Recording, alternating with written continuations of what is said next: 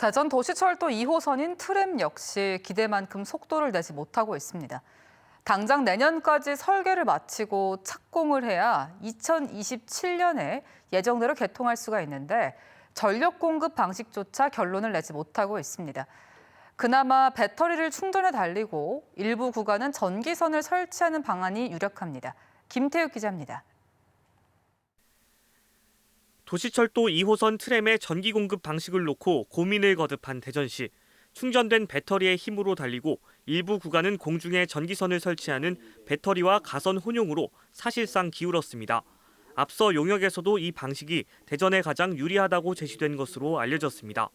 대전 도심을 삥 둘러 38km에 달하는 전체 구간을 전기선 없이 달리는 건 현실적으로 가능하지 않다는 게 판단입니다.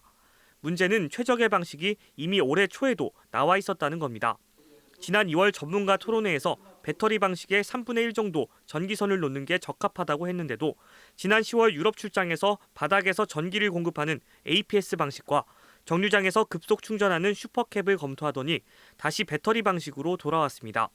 APS 방식은 외국 기업이 독점한 기술인데다 눈, 비 등 기상에 취약하고 슈퍼캡은 정류장 간 거리에 제약이 있는 데다 수소는 상용화된 기술이 아니라는 이유입니다. 국내 배터리 기술이 빠르게 발전해 효율을 30% 이상 크게 높일 수 있다지만 이마저도 최종 결정은 또 미뤘습니다.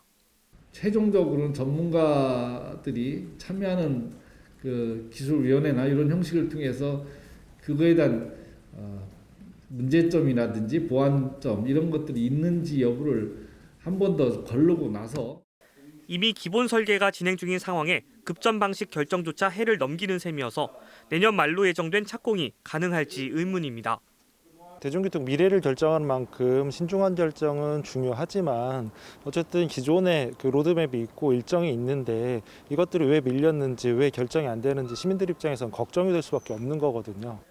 전국 최초 상용화라는 타이틀 아래 추진되는 대전 트램의 개통 시기는 오는 2027년. 하지만 중요한 결정이 차일피일 미뤄지면서 개통 역시 장담할 수 없는 게 아니냐는 우려가 나오고 있습니다. MBC 뉴스 김태욱입니다.